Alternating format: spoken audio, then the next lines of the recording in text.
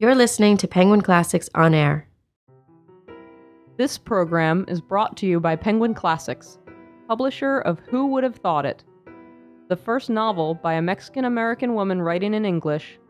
This is the story of a young orphaned Mexican girl brought up among the gossip of an insular New England town. Who Would Have Thought It? Now available from Penguin Classics. Welcome back to Penguin Classics On Air. Every good book begins with a good first page. Now Penguin Classics is happy to bring you First Pages with Stephen Morrison, Penguin's editor-in-chief and associate publisher. Was this a customary incident in the life of a solicitor's clerk sent out to explain the purchase of a London estate to a foreigner? Asks protagonist Jonathan Harker in Bram Stoker's Dracula. From a creepily cordial host who occasionally turns into a bat and sleeps in a coffin, to a trio of mysterious neck-biting ladies, and a lackey who behaves more like a circus geek every day, the answer, any reader will find quickly enough, is, no. On this episode's installment of First Pages, visit with the granddaddy of all vampire stories, Dracula. Chapter 1, Jonathan Harker's Journal, kept in shorthand. 3rd May, Bistritz.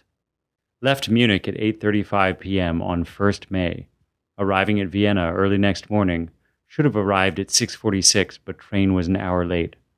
Budapest seems a wonderful place, from the glimpse which I got of it from the train and the little I could walk through the streets. I feared to go very far from the station, as we had arrived late and would start at near the correct time as possible. The impression I had was that we were leaving the west and entering the east. The most western of splendid bridges over the Danube, which is here of noble width and depth, took us among the traditions of Turkish rule. We left in pretty good time and came after nightfall to Klausenburg. Here I stopped for the night at the Hotel Royal. I had for dinner, or rather supper, a chicken done up some way with red pepper, which was very good, but thirsty. Memo, get recipe for Mina. I asked the waiter, and he said it was called paprika Hendel, and that, as it was a national dish, I should be able to get it anywhere along the Carpathians. I found my smattering of German very useful here. Indeed, I don't know how I should be able to get on without it. Having some time at my disposal when in London, I had visited the British Museum, and made search among the books and maps in the library regarding Transylvania. It had struck me that some foreknowledge of the country could hardly fail to have some importance in dealing with a noble of that country.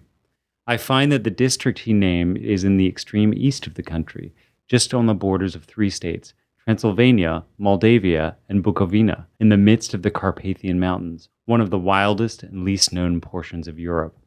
I was not able to light on any map or work giving the exact locality of the Castle Dracula, as there are no maps of this country as yet to compare with our own Ordnance Survey maps, but I found that Bistritz, the post town named by Count Dracula, is a fairly well-known place.